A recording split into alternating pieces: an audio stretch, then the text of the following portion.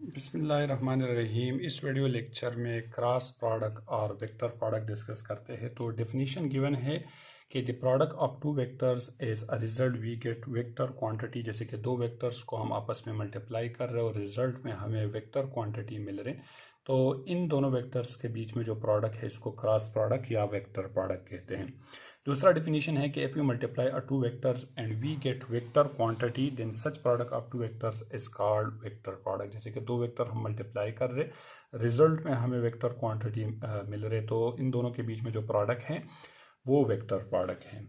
अब आ जाते हैं एक्सप्लेनेशन के ऊपर के the vector product of two vector is equals to the magnitude of first vector, magnitude of second vector and sine of the angle between them. जैसे कि दो वेक्टर्स हम मल्टीप्लाई कर रहे, तो इन दोनों का जो रिजल्ट होगा वो फर्स्ट वेक्टर की मैग्नीट्यूड के बराबर होगा, सेकंड वेक्टर की मैग्नीट्यूड के बराबर होगा, और इन दोनों के बीच में जो कि साइन एंगल होगा, तो इस तरह से वेक्टर प्रोडक्ट जो है ए बी साइन थीटा के बराबर होगा।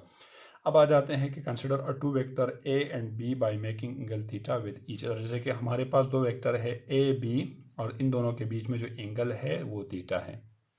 तो multiply vector A with B then we get, so first case के अंदर हमने ए वेक्टर को बी के साथ मल्टीप्लाई करना है, तो हमारे पास आ जाएगा जैसे कि यानी ए क्रॉस बी। अब डॉट क्रॉस प्रोडक्ट है तो यहाँ यानी वेक्टर प्रोडक्ट है तो यहाँ पर बीच में क्रॉस आ जाएगा, तो मैग्नीट्यूड ऑफ फर्स्ट वेक्टर, इस तरह से मैग्नीट्यूड ऑफ सेकंड वेक्टर और साइन थीटा जो है इन दोनों के बीच में आ जाएगा। अब लेट सपोज ये जो हमारा रिजल्टेंट वेक्टर है, अब चूंकि वेक्टर प्रोडक्ट है, रिजल्ट में भी हमें वेक्टर क्वांटिटी मिल रही है, तो वेक्टर क्वांटिटी का एक प्रॉपर डायरेक्शन होगा। तो इस डायरेक्शन के रिस्पेक्ट से यहाँ पर जो रिजल्टेंट वेक्टर है इसको सी का रिप्रेजेंट किया कि लेट सपोज जो हमारा रिजल्टेंट वेक्टर है इस वक्त वो सी के बराबर है। तो इस इक्वेशन के अंदर ये जो ए जैसे कि ए बी और साइन थीटा है, सपोज कर देते हैं अगर इसको हम सी के बराबर कर देते हैं, क्योंकि यहाँ पर हमने डायरेक्शन को भी शो कराना होगा, तो ये सी के बराबर हो जाएगा। तो ऊपर वाली इक्वेशन हमारे पास बराबर हो जाएगा जैसे कि A cross B is equals to C. So this is equation 1। अब ये बना हमारे पास इक्वेशन 1 के ए क्रॉस बी बराबर हो गया सी के। अब दूसरा जो है सिमिलरली हमने यानी बी वेक्टर को, जैसे कि यहाँ पर हमने ए वेक्टर को बी के साथ मल्टीप्लाई किया, अब सिमिलरली या multiply to multiply vector B with A then we get, तो हमारे पास आंसर आ जाएगा देन वी गेट। आंसर हमारा बन जाएगा जैसे कि अगर हम b को लेट सपोज a के साथ मल्टीप्लाई कर रहे, तो b क्रॉस a इस सिचुएशन में ये बराबर हो जाएगा यानी magnitude of b magnitude of a यहाँ पर आ जाएगा साइन थीटा। अब हमें मालूम है जैसे कि अगर हम फोर्स के डायरेक्शन चेंज कर देते हैं तो जो रिजल्ट है, जैसे कि अगर हम, तो रिजल्ट जो है वो अपोजिट डायरेक्शन में हमें मिलेगा। जैसे कि इस केस के अंदर हम b को a के साथ मल्टीप्लाई कर रहे, तो अब जो direction of the resultant vector है वो बिल्कुल जो है यानी इस केस के बिल्कुल अपोजिट होगा। अब जैसे कि इसके अंदर अपवर्ड है, यहाँ पर डाउनवर्ड है, तो डाउनवर्ड केस में यहाँ पर इसके साथ c के साथ माइनस, यानी मैग्नीट्यूड सेम है लेकिन डायरेक्शन अपोजिट है, तो यहाँ पर माइनस सी आ जाएगा। तो इस तरह से इस केस के अंदर ये जो magnitude of B magnitude of A sine theta है ये बराबर है माइनस सी के। अगर इसके अंदर हम रिप्लेस कर देते हैं तो B cross A is equals to ये बराबर हो जाएगा माइनस सी के। सो दिस इज इक्वेशन, ये बना हमारे पास let suppose minus C vector के। सो दिस इज इक्वेशन 2। अब ये सी जो है ये सिर्फ रिजल्टेंट वेक्टर जो है इसका सपोज क्या है, क्योंकि यहाँ पर एक प्रॉपर डायरेक्शन है, तो डायरेक्शन के रिस्पेक्ट से ये माइनस सी और ये प्लस सी होगा। इस तरह से अगर इक्वेशन 1 और इक्वेशन 2 को हम कंपेयर कर देते हैं, कंपेयर इक्वेशन 1 एंड इक्वेशन 2, यानी ये आ जाएगा हमारे पास कंपेयर इक्वेशन 1 एंड इक्वेशन 2। तो यहाँ पर जो ए क्रॉस बी का आंसर है, जैसे कि हमारे पास ए क्रॉस बी का आंसर है वो सी है, और इस तरह से बी क्रॉस सी का जो आंसर है वो हमारे पास माइनस सी है। तो it's mean A cross B का आंसर ए क्रॉस बी का आंसर जो है वो बी क्रॉस ए के आंसर के बराबर नहीं है, यानी एक ये इक्वेशन हमें मिला। सो दिस इज इक्वेशन 3। और इस इक्वेशन को हम यूँ भी लिख सकते हैं कि जैसे कि हमारे पास यानी A cross B is equals to ये बराबर हो जाएगा is equals to minus B cross A के। जैसे कि इस इक्वेशन को हम यू भी लिख सकते हैं, सो दिस इज इक्वेशन 4। अब ये जो इक्वेशन 3 एंड 4 है ये हमें रिप्रेजेंट करा रहे vector product is not commutative. Equation 3 and 4 represent the vector product is not commutative। ये जो है हमारे पास कम्यूटेटिव नहीं है। जैसे कि अगर हम एक वेक्टर को दूसरे के साथ मल्टीप्लाई कर रहे हैं, पहले को दूसरे के साथ या दूसरे को पहले के साथ मल्टीप्लाई कर रहे, तो दोनों का रिजल्ट जो है वो हमारे पास सेम नहीं होगा। अब इसको डिस्कस करते हैं in a case of unit vector. In a case of unit vector, vector product is given by। तो इस तरह से यूनिट वेक्टर के अंदर जो है हमारे पास, यानी इसी केस में जो कि हमारे पास वेक्टर प्रोडक्ट बराबर हो जाएगा, तो इसके लिए let's suppose coordinate system consider कर देते हैं कि ये जो है हमारे पास एक्स एक्सिस, इस तरह से वाई एक्सिस, और ये है हमारे पास जेड एक्सिस, एक्स वाई और जेड।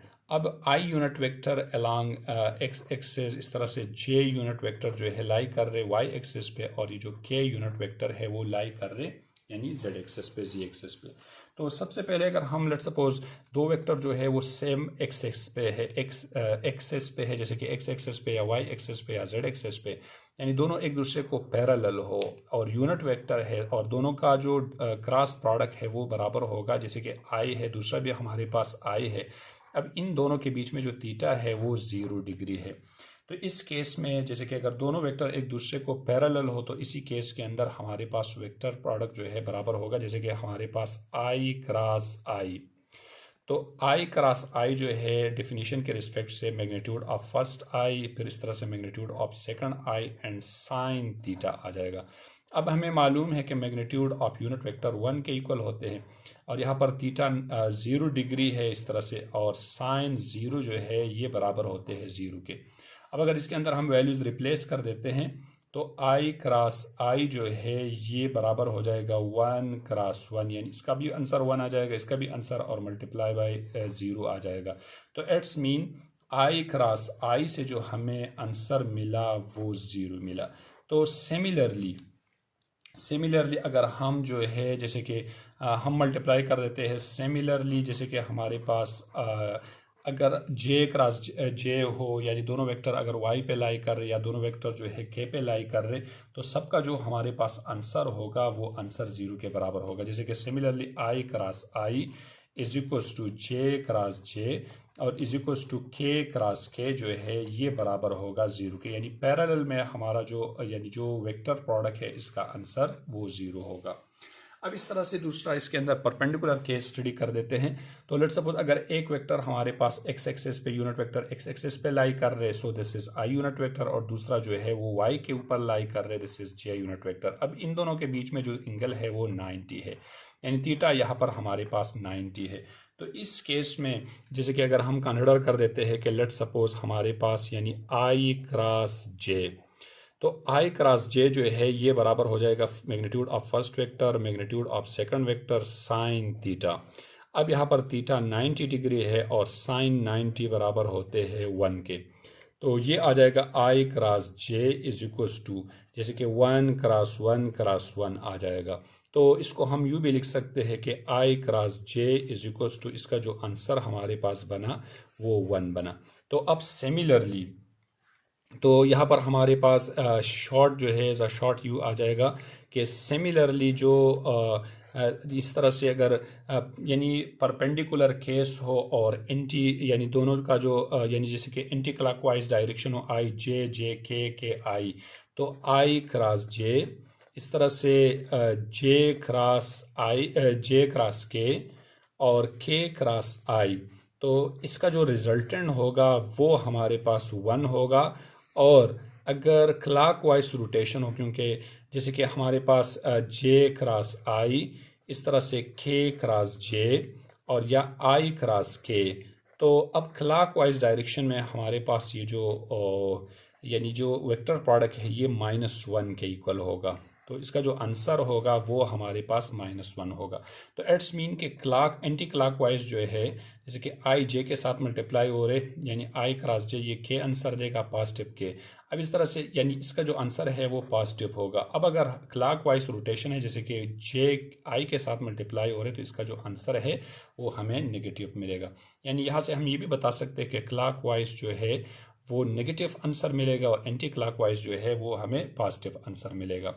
अब जो है जैसे कि एग्जाम्पल्स पे आ जाते हैं, एग्जाम्पल्स ऑफ वेक्टर प्रोडक्ट। तो वेक्टर प्रोडक्ट की जो एग्जांपल्स है इसके अंदर जो है सबसे पहले जो है हम डिस्कस करते हैं कि जैसे कि हमारे पास यानी एंगुलर मोमेंटम जो है, ये भी एग्जांपल है वेक्टर प्रोडक्ट का। एंगुलर मोमेंटम, एंगुलर मोमेंटम ये भी जो है हमारे पास एग्जांपल है, यानी इसके अंदर दो वेक्टर मल्टीप्लाई हो रहे और आंसर जो है वो हमें वेक्टर मिल रहे। इसके अलावा जो है टॉर्क, यानी टॉर्क जो है ये भी हमारे पास एग्जांपल है, यानी क्रॉस प्रोडक्ट का या वेक्टर प्रोडक्ट का।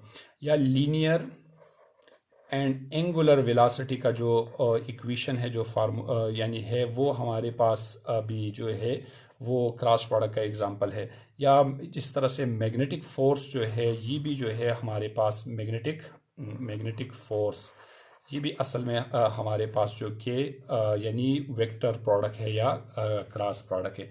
अब एंगुलर मोमेंटम का जो इक्वेशन है L = R क्रॉस P, यानी दो वेक्टर्स मल्टीप्लाई हो रहे और रिजल्ट भी हमें वेक्टर दे रहे।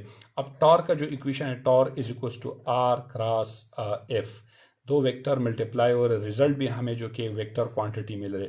अब लीनियर और एंगुलर वेलोसिटी का जो इक्वेशन है कि V = R क्रॉस ओमेगा। अब इसी केस के अंदर भी हमारे पास दो वेक्टर मल्टीप्लाई हो रहे, रिजल्ट भी हमें वेलोसिटी मिल रही है, वेलोसिटी वेक्टर क्वांटिटी है।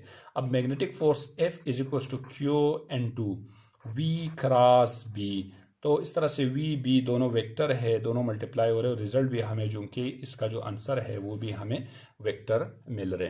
तो अब आ जाते हैं इसकी जो करेक्टरिस्टिक है, करेक्टरिस्टिक के ऊपर, यानी करेक्टरिस्टिक ऑफ वेक्टर प्रोडक्ट। तो पहला हमारे पास है कि vector product is not commutative. जैसे कि हमने जो एक्सप्लेनेशन था उसी के अंदर हमने पढ़ा कि A क्रॉस B का जो आंसर था is not equals to B cross A, यानी एक से हमें प्लस आंसर मिला था, दूसरे से हमें माइनस आंसर मिला था। या इसको हम यूँ भी लिख सकते हैं कि A cross B = -B cross A। तो इस तरह से दोनों की जो मतलब राइट साइड जो है लेफ्ट साइड के बराबर नहीं है। या अगर हम फर्स्ट वेक्टर को दूसरे के साथ, सेकंड के साथ मल्टीप्लाई कर रहे हैं, सेकंड को फर्स्ट के साथ वेक्टर प्रोडक्ट के अंदर, तो दोनों का आंसर सेम नहीं होगा। Vector product obey the condition of parallelism, जैसे कि A cross B = magnitude of A magnitude of B sine theta. अब पैरेलल केस के अंदर जो है ये थीटा 0 डिग्री होती है और साइन 0 = 0 के इक्वल है। तो A क्रॉस B इस केस के अंदर जो है ये 0 के इक्वल होगा, यानी इसी केस के अंदर जो हमारे पास यानी वेक्टर प्रोडक्ट है पैरेलल केस में वो 0 के इक्वल होगा। Vector product obey the condition of perpendicularity, जैसे कि हमारे पास लेट सपोज अगर परपेंडिकुलर केस है A cross B = AB sine theta, तो परपेंडिकुलर केस में थीटा 90 डिग्री और साइन 90 जो है ये बराबर होते हैं 1 के। तो अगर हम यहाँ पर 1 रिप्लेस कर देते हैं तो A क्रॉस B जो है ये बराबर हो जाएगा AB के, यानी इस केस में हमें मैक्सिमम आंसर मिल रहे। तो इसी तरह से ये परपेंडिकुलर केस में वेक्टर प्रोडक्ट जो है वो हमें मैक्सिमम आंसर देते हैं। If two non zero vectors are parallel their cross product is 0, जैसे कि दो नॉन जीरो वेक्टर अगर एक दूसरे को पैरेलल हो तो इसका जो क्रॉस प्रोडक्ट होगा वो 0 के इक्वल होगा। और एक एप्लीकेशन जो है, एक कैरेक्टरिस्टिक जो है इसका ये भी है हमारे पास के इफ A क्रॉस B = 0। अब अगर A क्रॉस B 0 हो, अब हमें डायरेक्ट पता चलेगा कि इन दोनों के बीच में एंगल 0 है and theta is not equals to 0 degree, और थीटा हमारे पास 0 डिग्री नहीं है। तो या तो क्रॉस प्रोडक्ट जो है वेक्टर प्रोडक्ट या एंगल की वजह से 0 हो सकता है, या A वेक्टर या B वेक्टर हमारे पास नल हो तब हमारे पास वेक्टर प्रोडक्ट 0 हो सकते हैं, अदरवाइज 0 नहीं हो सकते हैं। तो फिर इसके लिए हमारे पास होगा देन आइदर A और B must be null vector, यानी या तो ए हमारे पास नल वेक्टर होगा या हमारे पास जो बी वेक्टर है वो नल वेक्टर होगा। तो ये था कॉन्सेप्ट वेक्टर प्रोडक्ट रिलेटेड। अल्लाह हाफिज़।